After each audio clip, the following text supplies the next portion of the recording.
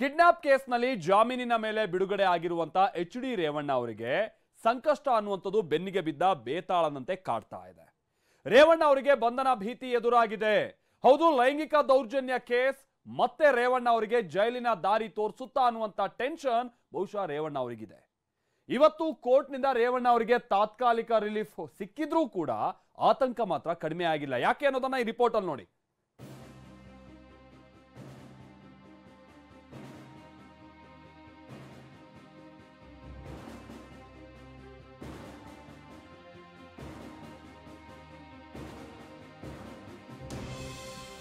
ಚಾಮುಂಡೇಶ್ವರಿಗೆ ಕೈ ಮುಗಿದ್ರು ಚಿಂತೆ ಬಿಟ್ಟಿಲ್ಲ.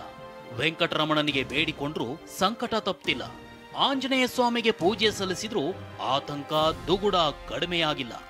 ಜಾಮೀನಿನ ಮೇಲೆ ಜೈಲಿನಿಂದ ಬಿಡುಗಡೆಯಾಗಿರೋ ರೇವಣ್ಣಗೆ ಈಗ ಲೈಂಗಿಕ ದೌರ್ಜನ್ಯ ಕೇಸ್ ಕೊರಳು ಬಿಗೀತಿದೆ.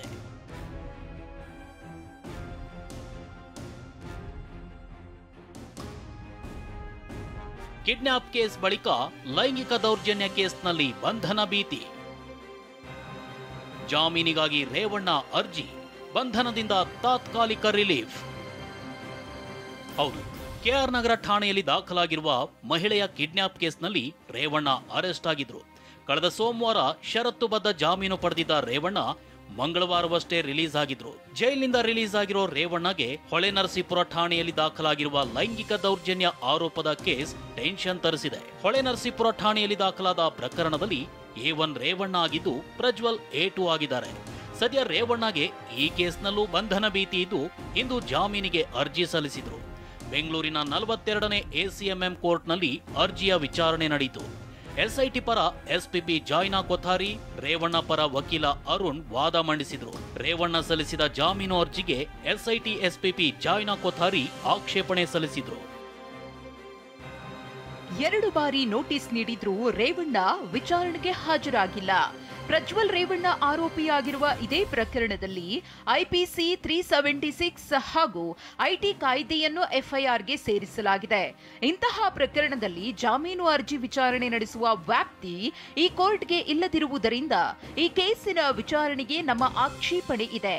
ರೇವಣ್ಣ ಬೆಳಗ್ಗೆ ಕೋರ್ಟ್ಗೆ ಸರೆಂಡರ್ ಆಗಿರೋದ್ರಿಂದ ಈಗಲೂ ಹಾಜರಾಗಬೇಕು. ಹಾಜರಾದಾಗ ಎಚ್.ಡಿ. ರೇವಣ್ಣರನ್ನ ಕಸ್ಟಡಿಗೆ ಪಡೆಯಬೇಕು. ಈ ಕೇಸ್ನಲ್ಲಿ ರೇವಣ್ಣ ವಿರುದ್ಧ ಜಾಮೀನು ರಹಿತ ಅಪರಾಧಗಳಿವೆ ಎಂದು ಸ್ವತಃ SIT ಕೋರ್ಟ್ಗೆ ಹೇಳಿಕೆ ನೀಡಿದ್ರಿಂದಲೇ ನಿರೀಕ್ಷಣಾ ಜಾಮೀನು ಅರ್ಜಿ ಹಿಂಪಡೆಯಲಾಗಿದೆ. ಈಗ ಜಾಮೀನಿಗೆ SIT ಆಕ್ಷೇಪಣೆ ಸಲ್ಲಿಕೆ ಮಾಡೋದು ಸರಿಯಲ್ಲ. ಎಚ್.ಡಿ. ರೇವಣ್ಣ ಇಂದು ಬೆಳಗ್ಗೆ ಕೋರ್ಟ್ಗೆ ಸರೆಂಡರ್ ಆಗಿದ್ದಾರೆ. ಒಮ್ಮೆ ಸರೆಂಡರ್ ಆದ ಮೇಲೆ ಕಸ್ಟಡಿಗೆ ಪಡಿಬೇಕು. ರಾಜಕಾರಣಿಯಾದ ಮಾತ್ರಕ್ಕೆ ಸರೆಂಡರ್ ಆಗಿ ಸಮಯ ಕೇಳೋದು ಸರಿಯಲ್ಲ. ರೇವಣ್ಣರನ್ನ ನ್ಯಾಯಾಂಗ ಬಂಧನಕ್ಕೆ ನೀಡಬೇಕು. ಹೀಗಂತ SIT ಪರ ವಕೀಲೆ ಜಾಯ್ನಾ ಕೊಥಾರಿ ಪ್ರಬಲ ವಾದ ಮಂಡಿಸಿದ್ರು. ಈ ವೇಳೆ ಕೋರ್ಟ್ನಲ್ಲಿ ರೇವಣ್ಣ ಹಾಜರಿರಲಿಲ್ಲ. ಆಗ ಜಡ್ಜ್ ರೇವಣ್ಣಗೆ ಖುದ್ದು ಹಾಜರಿರುವಂತೆ ಸೂಚನೆ ನೀಡಿದ್ರು. ಹೀಗಾಗಿ ರೇವಣ್ಣ ಕೋರ್ಟ್ಗೆ ಆಗಮಿಸಿ ಜಡ್ಜ್ ಎದುರು ಕೈಕಟ್ಟಿ ನಿಂತಿದ್ರು. ಆಗ ರೇವಣ್ಣ ಪರ ವಕೀಲರು ವಾದ ಮುಂದುವರೆಸಿದ್ರು. ಜಾಮೀನು ನೀಡಬಹುದಾದ ಅಪರಾಧವಾಗಿದ್ರಿಂದ ಆಕ್ಷೇಪ ಎತ್ತುವ ಲೋಕಸ್ ಟಾಂಡಿ SVPಗೆ ಇಲ್ಲ. ಈಗಾಗಲೇ ರೇವಣ್ಣರನ್ನು SIT ಬಂಧಿಸಿತ್ತು. ಆಗಲೇ ಹೊಳೆನರಸೀಪುರ ಪ್ರಕರಣದಲ್ಲೂ ವಿಚಾರಣೆಗೆ ಒಳಪಡಿಸಬಹುದಿತ್ತು. ಈಗ ಕಸ್ಟಡಿಗೆ ಕೇಳುತ್ತಿರುವ SIT ಕ್ರಮಕ್ಕೆ ಆಕ್ಷೇಪವಿದೆ. ರೇವಣ್ಣ ಪರ ವಕೀಲರ ವಾದಕ್ಕೆ ಆಕ್ಷೇಪ ವ್ಯಕ್ತಪಡಿಸಿದ SIT ಪರ ವಕೀಲೆ ಜಾಯ್ನಾ ಕೊಥಾರಿ, ಈ ಪ್ರಕರಣದಲ್ಲಿ ಜಾಮೀನು ರಹಿತ ಸೆಕ್ಷನ್ಗಳಿವೆ.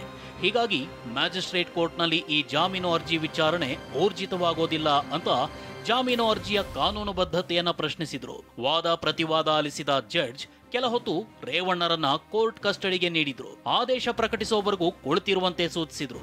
ಅದರಂತೆ ಬೆಂಚ್ ಮೇಲೆ ಕುಳಿತ ರೇವಣ್ಣ ಶ್ಲೋಕಗಳನ್ನ ಪಠಿಸ್ತಾ ಇದ್ರು. ಕೆಲ ಹೊತ್ತಿನ ಬಳಿಕ ಮಧ್ಯಂತರ ಜಾಮೀನು ನೀಡಿ ನ್ಯಾಯಾಧೀಶೆ ಶ್ರೀಮತಿ ಜಯಪ್ರೀತ್ ಆದೇಶ ನೀಡಿದ್ರು. ವಿಚಾರಣೆಯನ್ನ ನಾಳೆ ಮಧ್ಯಾಹ್ನಕ್ಕೆ ಮುಂದೂಡಿದ್ರು. ಕೋರ್ಟ್ ಷರತ್ತಿನಂತೆ ಇಬ್ಬರ ಶ್ಯೂರಿಟಿ 5 ಲಕ್ಷ ರೂಪಾಯಿ ಬಾಂಡ್ ಒದಗಿಸಿದ ರೇವಣ್ಣ ಕೊಂಚ ರಿಲ್ಯಾಕ್ಸ್ ಆಗಿ ಕೋರ್ಟ್ನಿಂದ ತೆರಳಿದ್ರು. ಆದ್ರೆ ನಾಳೆ ಮಧ್ಯಾಹ್ನ 3 ಗಂಟೆಗೆ ಮತ್ತೆ ಜಾಮೀನು ಅರ್ಜಿ ವಿಚಾರಣೆ ಇರೋದ್ರಿಂದ ಟೆನ್ಷನ್ ಇದ್ದೇ ಇದೆ. ಇದೆಲ್ಲ ಒಂದು ಕಡೆ ಆದ್ರೆ ಇದೇ ಪ್ರಕರಣದ ಆರೋಪ ಪ್ರತ್ಯಾರೋಪ ತಿಮಿಂಗಲ ಸಮರ ಮುಂದುವರೆದಿದೆ. ಪೆನ್ ಡ್ರೈವ್ ಹಿಂದೆ ದೊಡ್ಡ ತಿಮಿಂಗಲ ಇದೆ, ಅದು ಸರ್ಕಾರದ ಭಾಗವಾಗಿದೆ ಅಂತ HDK ಆರೋಪಿಸಿದ್ರು. ಇದಕ್ಕೆ ಪ್ರತಿಕ್ರಿಯೆ ನೀಡಿದ್ದ ಗೃಹ ಸಚಿವ ಪರಮೇಶ್ವರ್, ಆ ತಿಮಿಂಗಿಲ ಯಾರು ಅನ್ನೋದು ಗೊತ್ತು, ಅದನ್ನ ಬಾಯಿ ಬಿಟ್ಟು ಹೇಳಲಿ ಅಂದಿದ್ರು. ಇದಕ್ಕೆ ಇಂದು ತಿರುಗೇಟು ಕೊಟ್ಟಿರೋ HDK ನಿಮ್ಮ ಪಕ್ಕದಲ್ಲೇ ಆ ತಿಮಿಂಗಲ ಇದೆ ಅಂದಿದ್ದಾರೆ. ಈ ದೊಡ್ಡ ತಿಮಿಂಗಲ ಅಂದ್ರಲ್ಲ, ಆ ತಿಮಿಂಗಲ ಹಿಡಿದ್ರೆ ನಿಮಗೆಲ್ಲ ಹೊರಗೆ ಬರ್ತದೆ. ಆ ತಿಮಿಂಗಲ ಇಟ್ಕೊಂಡ್ಬಿಟ್ಟು ಸಣ್ಣ ತಿಮಿಂಗಲ ಎಲ್ಲಿ ಹಿಡಿಯೋಕ್ಕಾಯ್ತದೆ ನೀವು? ಆ ದೊಡ್ಡ ತಿಮಿಂಗಲ ಎಲ್ಲ ತಿಂದಾಕಿದೆಯಲ್ಲ, ದೊಡ್ಡ ತಿಮಿಂಗಲ ಸರ್ಕಾರದ ಭಾಗ ಆಗಿದೆ. ಅದರಿಂದಲೇ ಅದಕ್ಕೆ ಹಿಡಿತಾ ಇರೋದು ನಾನು. ಆ ದೊಡ್ಡ ತಿಮಿಂಗಲ ಸರ್ಕಾರದಲ್ಲೇ ಇದ್ದಾಗ ಎಲ್ಲಿ ಹಿಡಿತೀರಿ ನೀವು ದೊಡ್ಡ ತಿಮಿಂಗಲನ? ತಿಮಿಂಗಲ ಯಾರು ಅಂತ ಅವರೇ ಹೇಳ್ಬಿಟ್ರೆ ಇದೆಲ್ಲ ಮುಗ್ದೇ ಹೋಗುತ್ತೆ. ಗೊತ್ತಿದ್ರೆ ಅವ್ರಿಗೆ ತಿಮಿಂಗಲ ಇದ್ದಾರೆ ಅಂತ ಗೊತ್ತಿದೆ ಅವರಿಗೆ, ಅದನ್ನ ಹೇಳದೇ ಇರೋದೇ ತಪ್ಪಲ್ವಾ? ಅವ್ರ ಪಕ್ಕದಲ್ಲೇ ಕೂರಿಸ್ಕೊಂಡವ್ರಲ್ಲ, ಅವ್ರ ಪಕ್ಕದಲ್ಲೇ ಕೂರಿಸ್ಕೊಂಡು ನನಗಿಂತ ಹೆಚ್ಚಾಗಿ ಅವ್ರಿಗೆ ಗೊತ್ತಿದೆ ತಿಮಿಂಗಲ ಯಾರು ಅಂತ ಹೇಳಿ. ಗೊತ್ತಿದ್ದು ಹೇಳದೇ ಇರೋದು ತಪ್ಪಲ್ವ ಅಂದರೆ ಇನ್ನೆಷ್ಟು ಸಲ ಹೇಳಬೇಕು. ತನಿಖೆಯನ್ನು ಸರಿಯಾಗಿ ನಡೆಸಿದರೆ ಆ ದೊಡ್ಡ ತಿಮಿಂಗಲ 10 ನಿಮಿಷದಲ್ಲಿ ಸಿಗುತ್ತೆ. ಸರ್ಕಾರದಲ್ಲೇ ತಿಮಿಂಗಲ ಇದೆ ಅಂದಿದ್ದ ಕುಮಾರಸ್ವಾಮಿ ಹೇಳಿಕೆಯನ್ನ DCM DK ವ್ಯಂಗ್ಯವಾಡಿದ್ರು. ಯಾರನ್ನು ಬೇಕಾದ್ರೂ ಹಿಡಿದು ಬಡಿದು ನುಂಗಲಿ ಅಂದಿದ್ರು. ಇದಕ್ಕೂ ಇಂದು ಮಾರ್ಮಿಕವಾಗಿ ಉತ್ತರಿಸಿರೋ HDK ನುಂಗೋ ಕಾಲ ಬಂದಾಗ ನುಂಗೋಣ ಅಂದಿದ್ರು. ಯಾರ್ಯಾರು ಬೇಕು ಅವ್ರು ಹಿಡಿದು ಪಡೆದು ಎಲ್ಲರನ್ನೂ ತಂದು ಒಳಿಕಾಕಿ ಅವ್ರೇನು ನುಂಗ್ಕೊಳ್ಳಿ, ನುಂಗ್ಕೊಳ್ಳಿ. ಆಯ್ತು ಬನ್ನಿ, ನುಂಗ ಕಾಲ ಬಂದಾಗ ನುಂಗೋಣ ಅಂತ ಬರ್ತೀನಿ. ಈ ಮಧ್ಯೆ CM ಸಿದ್ದರಾಮಯ್ಯ HDK ವಿರುದ್ಧ ವಾಗ್ದಾಳಿ ನಡೆಸಿದ್ರು. ಕುಮಾರಸ್ವಾಮಿ ಒಬ್ಬ ಹಿಟ್ ಅಂಡ್ ರನ್ ಕೇಸ್ ಅಂದಿದ್ರು. ಇದಕ್ಕೂ ಇಂದು ದಳಪತಿ ದಾಖಲೆಯ ಪ್ರತ್ಯುತ್ತರ ಕೊಟ್ಟಿದ್ದಾರೆ. Kumaraswamy hit and run case ಅಲ್ಲ, ನಾನು ಮಾತಾಡೋದು ಹಿಟ್ ಅಂಡ್ ರನ್ ಕೇಸ್.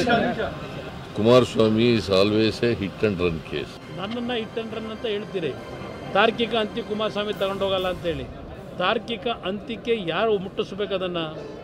ನಾವು ಎಲ್ಲ ದಾಖಲೆಗಳನ್ನ ಕೊಟ್ಟ ಮೇಲೂ ದಾಖಲೆಗಳಿಗೆ ಇವತ್ತು ಶಕ್ತಿ ಇಲ್ಲದೆ ಇರತಕ್ಕಂಥ ವಾತಾವರಣ ಯಾರಿಂದ ಆಗ್ತಿದೆ? ಯಾರು ಮಾಡ್ತಾ ಇದ್ದಾರೆ? ಅದನ್ನು ಏನು ಹೋರಾಟ ಮಾಡೋದು? ಈ ಮಧ್ಯೆ ಮಹಿಳೆಯ ಕಿಡ್ನಾಪ್ ಪ್ರಕರಣದಲ್ಲಿ ಅರೆಸ್ಟ್ ಆಗಿರುವ ಸತೀಶ್ ಬಾಬುಗೆ ಮೇ 24ರವರೆಗೆ ನ್ಯಾಯಾಂಗ ಬಂಧನ ವಿಧಿಸಿ ಕೋರ್ಟ್ ಆದೇಶಿಸಿದೆ. ಮತ್ತೊಬ್ಬ ಆರೋಪಿ ಕೀರ್ತಿಯನ್ನ ಪೊಲೀಸ್ ಕಸ್ಟಡಿಗೆ ಒಪ್ಪಿಸಿದೆ. ಇನ್ನೊಂದೆಡೆ HD ರೇವಣ್ಣ ವಿರುದ್ಧದ ಮಹಿಳೆ ಕಿಡ್ನಾಪ್ ಆರೋಪ ಪ್ರಕರಣ ಸಂಬಂಧ ತನಿಖೆ ಚುರುಕುಗೊಳಿಸಿರುವ SIT ಇಂದು ಬಸವನಗುಡಿಯ ರೇವಣ್ಣ ನಿವಾಸದಲ್ಲಿ ಸ್ಥಳ ಮಹಜರು ನಡೆಸಿದೆ. Bureau report TV9.